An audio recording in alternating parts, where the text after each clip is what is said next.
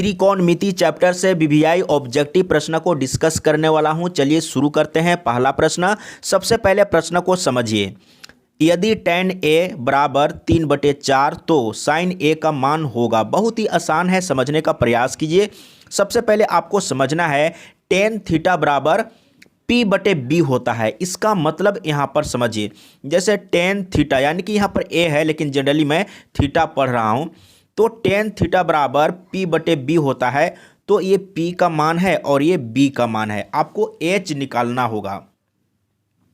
अब यहाँ पर समझने का प्रयास कीजिए। सबसे पहले यहाँ पर आपको क्या करना है, एक ट्रायंगल बना लेना है। अगर आप नहीं जानते हैं तो जैसे p का मान दिया हुआ है कितना, 3 दिया हुआ है। जैसे p/b होता है ना tan थीटा बराबर, तो p का मान 3 दिया हुआ है और b का मान 4 दिया हुआ है।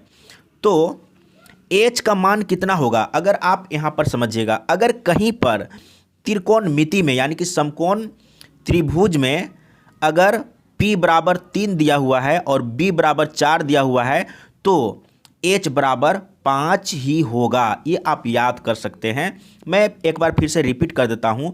अगर समकोण त्रिभुज में अगर p बराबर 3 है और b बराबर 4 है तो h 5 ही होगा।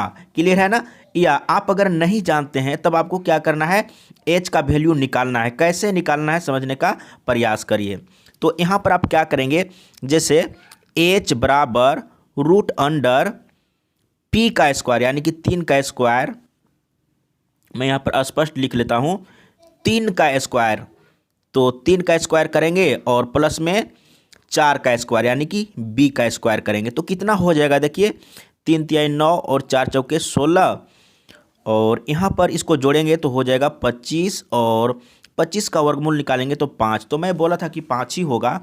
तब यहाँ पर आपको h का वैल्यू मिल चुका है। h का वैल्यू कितना आया, 5 आया ना। तो साइन थीटा बराबर क्या होता है, p/h होता है। तो p/h होता है तो p कितना है, 3 है और h कितना है, 5 है ना। तो p/h यानी कि 3/5 कहाँ पर है, 3/5, सी ऑप्शन सही है ना। इस तरीके से आपको सॉल्व करना है।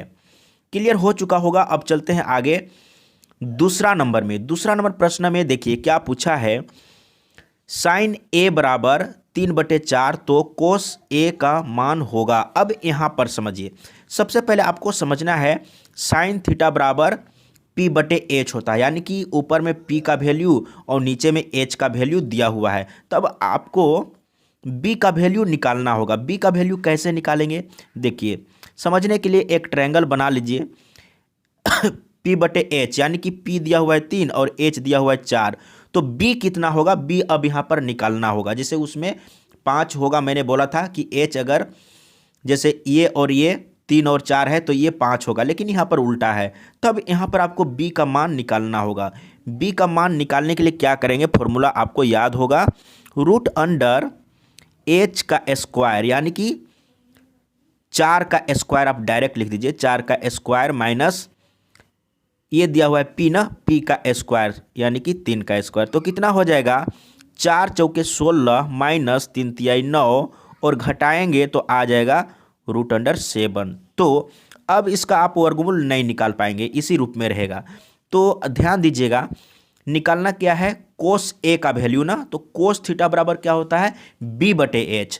तो b का वैल्यू कितना आया, ये, तो b/h यानी कि √7/4 करेंगे। √7/4 कहाँ पर है, तो b ऑप्शन सही है, यही ना, राइट है। तो देखते हैं आंसर भी नीचे लिखा हुआ है, राइट है। अब चलते हैं तीसरा नंबर में। यहाँ पर देखिए साइन a बराबर कोस a यानी कि साइन थीटा बराबर कोस थीटा, किसका मतलब कि साइन और कोस में किसका मान बराबर होता है, इसका मतलब ये समझना है।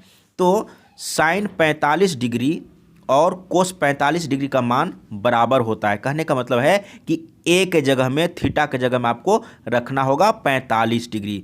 तो साइन 45 डिग्री और कोस 45 डिग्री का मान बराबर होता है, ठीक है, क्योंकि यहाँ पर बराबर में लिखा हुआ है। तो इसका मतलब कि हम a के जगह में क्या रखेंगे, थीटा के जगह में क्या रखेंगे, तो 45 डिग्री, ठीक है। तो a का मान है, यानी कि a का मान क्या है, 45 डिग्री, ठीक है। क्लियर हो चुका होगा। अब चलते हैं आगे 4 नंबर में। यहाँ पर देखिए वेरी वेरी सिंपल प्रश्न है और वीवीआई है। यहाँ पर देखिए इसमें कलम और कॉपी यूज करने का जरूरत नहीं है। ऑब्जेक्टिव प्रश्न में कलम और कॉपी यूज करने का जरूरत नहीं है, आप अपने माइंड में कैलकुलेट कर सकते हैं। देखिए ऊपर में टेन है और नीचे में कोट। इस तरह का प्रश्न में टेन और कोट के टर्म में रहेगा, दोनों टेन नहीं रहेगा, दोनों कोट नहीं रहेगा। एक टेन है तो एक कोट होना जरूरी है इस तरह का प्रश्न में, ठीक है। तो क्या करेंगे, आपको क्या करना है ना, ध्यान देना है। यहाँ पर थीटा का मान 26 है, यहाँ पर 74 है। ये दोनों को जोड़ के देखना है कि 90 हो रहा है या नहीं। तो देखिए 90 हो रहा है। जब 90 हो रहा है ना, जैसे 26 और 74 को जोड़ेंगे तो 90 हो रहा है, तब इसका मतलब ये हुआ कि टेन 26 का मान और कोट 74 का मान बराबर है। जब दोनों मान बराबर है तो कट जाएगा, तो कट के एक, जैसे ऊपर में भी ए और नीचे में भी ए, नीचे में भी ए, तो कटेगा तो क्या होगा, एक होगा ना। उसी तरीके से यहाँ पर क्या करेंगे, जब दोनों का मान बराबर है तो वैल्यू कट के एक आएगा, यानी कि डी ऑप्शन सही है। इसमें कलम और कॉपी यूज करने का जरूरत नहीं पड़ेगा, लेकिन आपको समझना होगा। डी ऑप्शन सही है। अब यहाँ पर देखिए उसी तरह का प्रश्न है, तो मैंने क्या बोला था, इससे पहले वाला में टेन और कोट के टर्म में था। अब यहाँ पर देखिए साइन और कोस के टर्म में है। अगर एक साइन है तो एक कोस होना जरूरी है ना। दोनों कोस नहीं होगा या दोनों साइन नहीं होगा इस तरह का प्रश्न में, ठीक है। और अगर दोनों साइन है या दोनों कोस है तो उसको जैसे आप चेंज करके सॉल्व करते हैं उसे उस तरीके से आपको सॉल्व करना होगा। लेकिन जनरली इस तरह का प्रश्न में क्या है ना, ध्यान दीजिए, ऊपर का थीटा आपको सबसे पहले और नीचे का थीटा को जोड़ के देखना है कि 90 हो रहा है या नहीं। तो 90 हो रहा है ना, तो 90 हो रहा है, इसका मतलब साइन 18 का वैल्यू और कोस 72 का वैल्यू बराबर होगा। जब बराबर होगा तो कट के क्या हो जाएगा, एक, जैसे x बटे x दोनों बराबर है तो कट के एक होगा ना।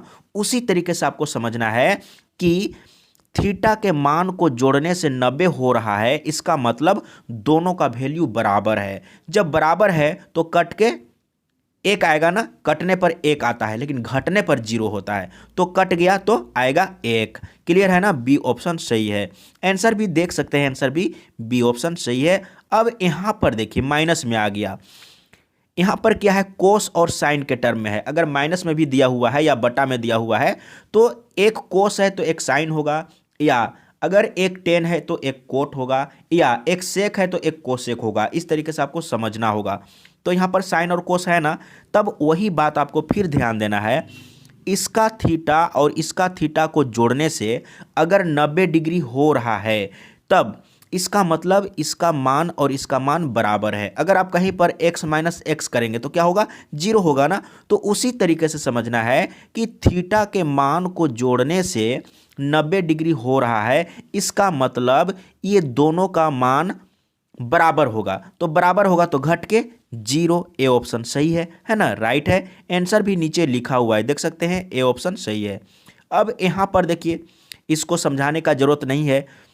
यहाँ पर सेक है तो यहाँ पर कोसेक है, यानी कि सेक है तो कोसेक होना चाहिए और कोसेक है तो सेक होना चाहिए, है ना। तो यहाँ पर भी वही काम, थीटा को जोड़ के देखिए 90 डिग्री हो रहा है या नहीं। 90 डिग्री हो रहा है, इसका मतलब ये दोनों का मान क्या है, बराबर है। जब मान बराबर है तो घटेगा तो क्या होगा, 0 ना होगा, तो 0 हो जाएगा। डी ऑप्शन सही, डी ऑप्शन सही हो गया। आंसर आप देख सकते हैं, आंसर भी मैं नीचे लिखा हूँ, डी ऑप्शन सही है। अब यहाँ पर समझिए, देखिए इसमें क्या है, यदि tan a बराबर कोट b तो a प्लस बी होगा, यानी कि a प्लस बी कितना होगा। कहने का मतलब है कि tan a और कोट b बराबर है तो a के जगह में कितना डिग्री रखेंगे, b के जगह में कितना डिग्री रखेंगे कि दोनों का मान बराबर ही होगा। तो याद रखिएगा tan 45 का मान, tan 45 का मान 1 होता है तो कोट 45 का भी उतना ही होगा, यानी कि a और b के जगह में आपको क्या रखना है, 45। तो यहाँ पर दोनों को जोड़ने के लिए बोला तो 45 प्लस 45 आप कर दीजिए तो कितना होगा, 90 डिग्री होगा। तो देख लीजिए 90 डिग्री, सी ऑप्शन सही है ना। लेकिन समझना होगा, ठीक है, यहाँ पर सी ऑप्शन सही है। आगे यहाँ पर देखिए इसको आप क्या करेंगे, सबसे पहले इसमें से आप कॉमन ले लीजिए, 9 जो है ना उसको कॉमन ले लीजिए।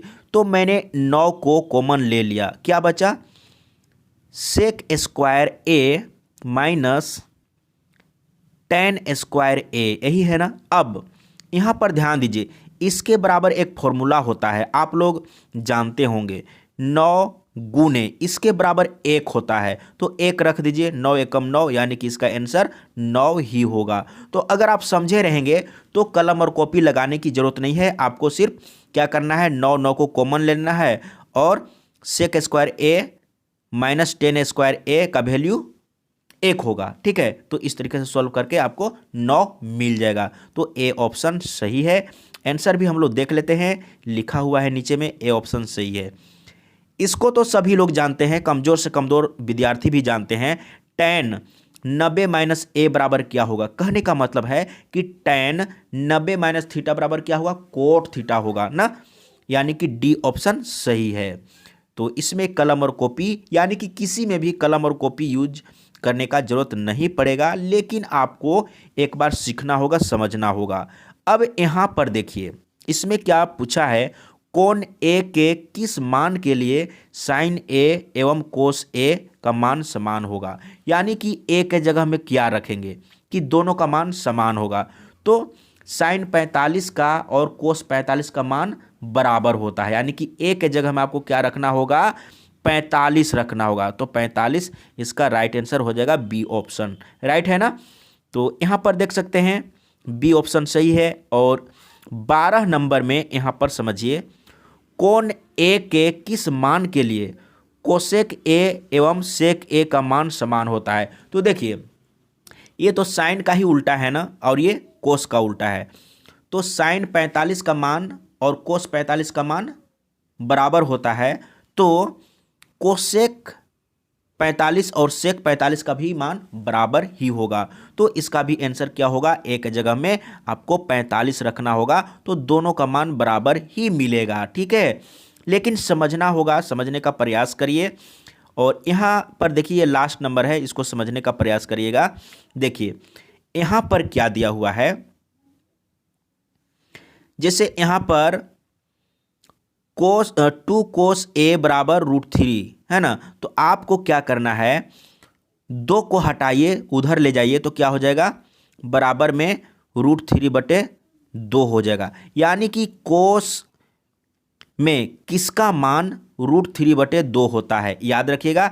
यानी कि कोस 30 डिग्री का मान √3/2 होता है, 30 डिग्री।